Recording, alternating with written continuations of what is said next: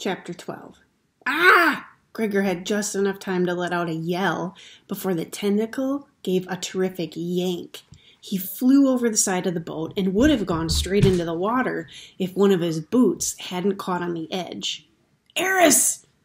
A second yank pulled him headfirst under the water up to his waist. He managed to get a good breath of air before he submerged. His legs were sliding under now, too. He could feel the cold water climbing over his thighs, his knees, his ankles. Oh! Someone had him by the feet and was pulling back. A tug of war ensued, with Gregor as the rope. For a dreadful minute it was touch and go, with the creature dragging him deeper and Eris dragging him back out. Gregor beat at the tentacle with his free hand, but it didn't seem to have much effect.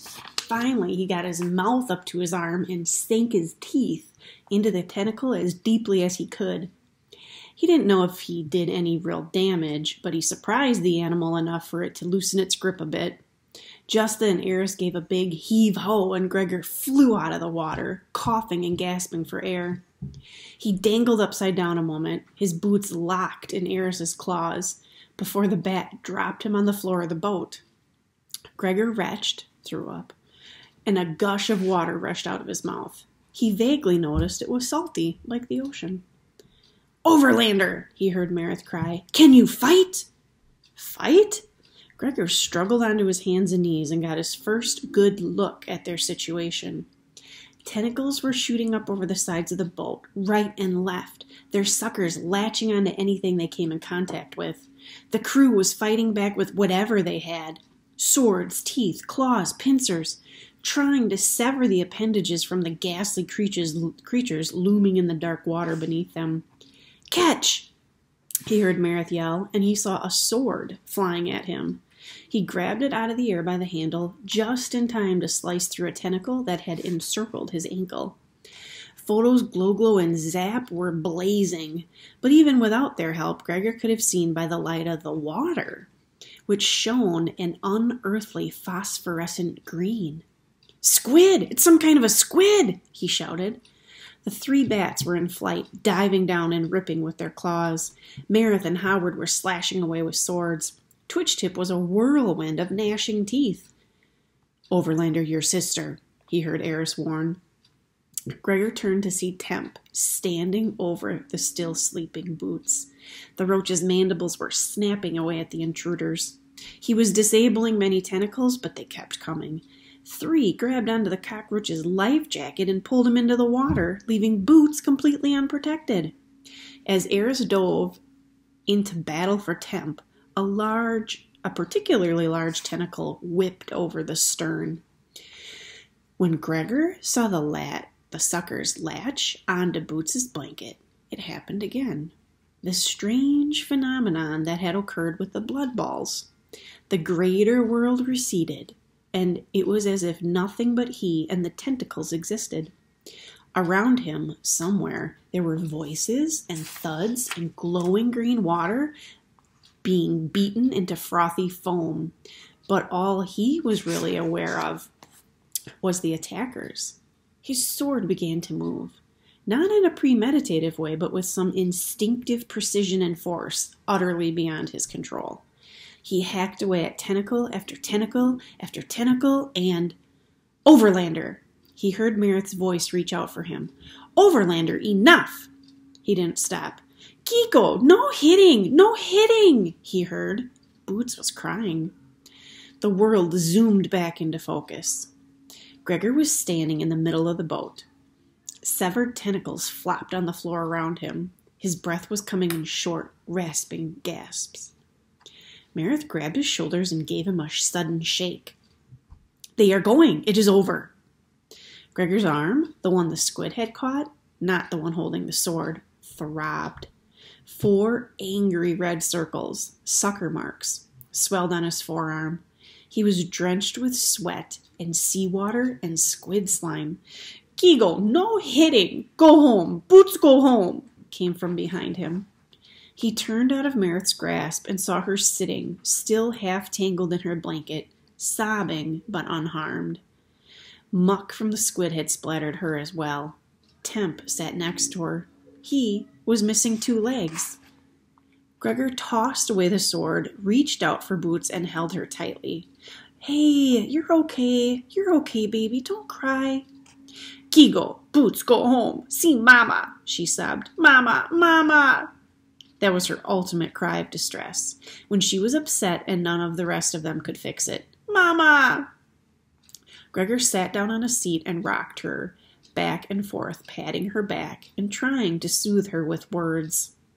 How much had she seen, and what had she seen him do? While he held her on his lap, Howard appeared with a pail of water and cleaned her off. Somehow he distracted her with some silly rhyme about washing her toes. 2 tiny rows of 5 tiny toes give Boots 10 good reasons to wiggle her nose. At this point, Howard would press Boots's foot against his nose, sniff her toes, and go, woo, as if the smell about knocked him out. Wiggle your nose at 8, 9, 10 toes. Then give them a bath so each tiny toe glows.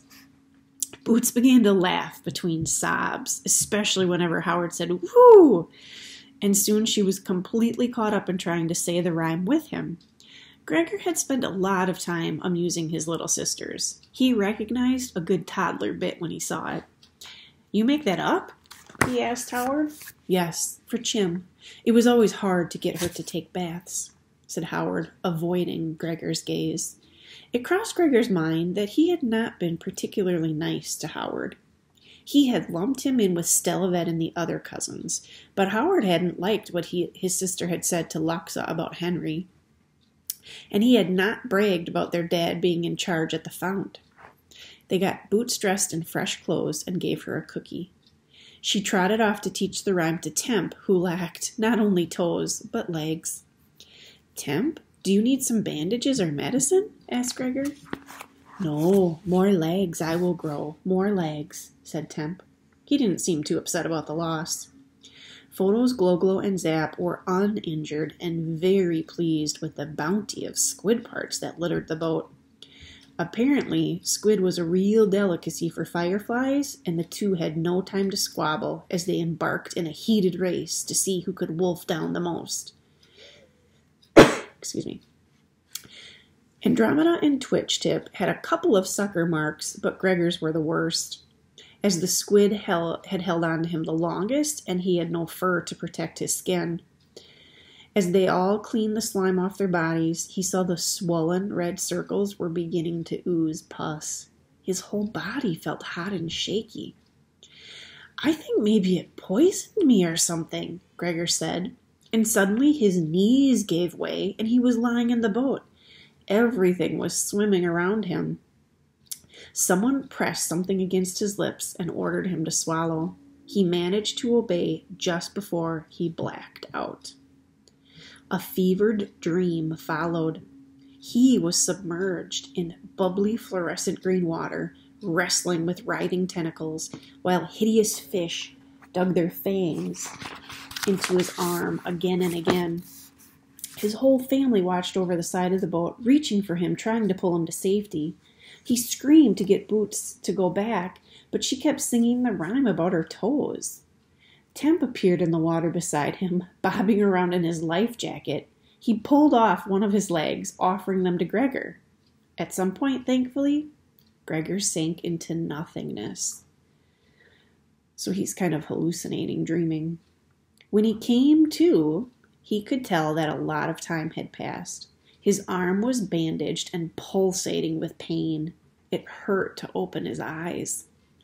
And when he did, he had a moment of confusion.